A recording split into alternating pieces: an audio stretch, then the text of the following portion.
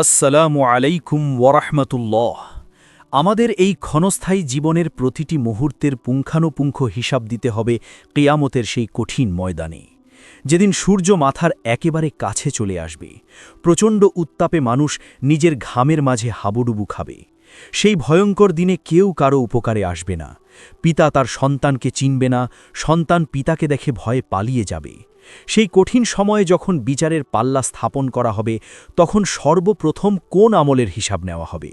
এই প্রশ্নটি প্রতিটি মুসলিমের জন্য জানা অত্যন্ত জরুরি, কারণ প্রথম পরীক্ষায় যদি আমরা পাশ করতে পারি, তবেই পরবর্তী পরীক্ষাগুলো আমাদের জন্য সহজ হবে ইনশাআল্লাহ। রাসূল সাল্লাল্লাহু আলাইহি ওয়াসাল্লামের হাদিস অনুযায়ী কিয়ামতের দিন বান্দার আমলসমূহের মধ্যে সর্বপ্রথম নামাজের হিসাব নেওয়া হবে। যদি তার নামাজ ঠিক থাকে, তবে সে সফল কাম হবে এবং মুক্তি পাবে। আর যদি তার নামাজ নষ্ট হয়, তবে সে ব্যর্থ হবে এবং চিরতরে ক্ষতিগ্রস্ত হবে।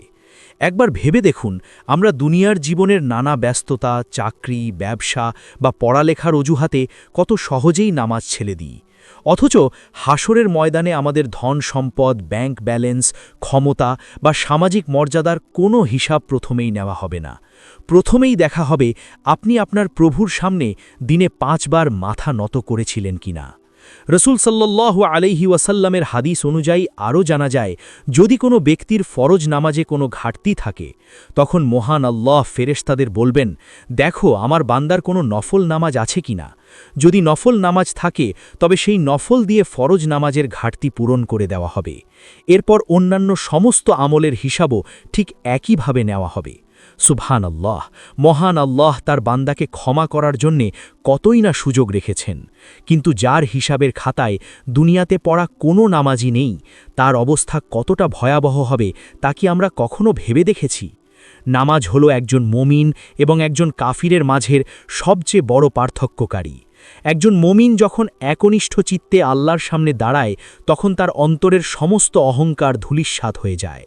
কিন্তু যে ব্যক্তি দুনিয়ার মোহে পড়ে, শয়তানের ধোকায় পড়ে নামাজকে অবহেলা করে, কিয়ামতের দিন তার জন্যে কোনো আলো, কোনো প্রমাণ বা কোনো নাজাতের উপায় থাকবে না। তাকে ফেরাউন, হামান ও কারুনের মতো বড় বড় পাপিষ্ঠদের সাথে হাসরের ময়দানে উঠানো হবে।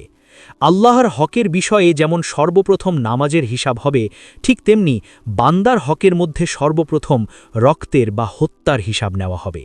কেউ যদি দুনিয়াতে অন্যায়ভাবে কাউকে হত্যা করে থাকে, রক্তপাত করে থাকে বা কারো উপর জুলুম করে থাকে, তবে কিয়ামতের দিন সেই মজলুমের অধিকার সবার আগে আদায় করা হবে।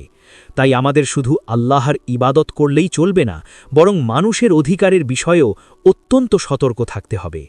আমরা অনেকেই ভাবি বয়স হলে নামাজ পড়ব, হজ করব, বা এখন তো অনেক ব্যস্ত সময় পার করছি, পরে সব ঠিক করে নেব।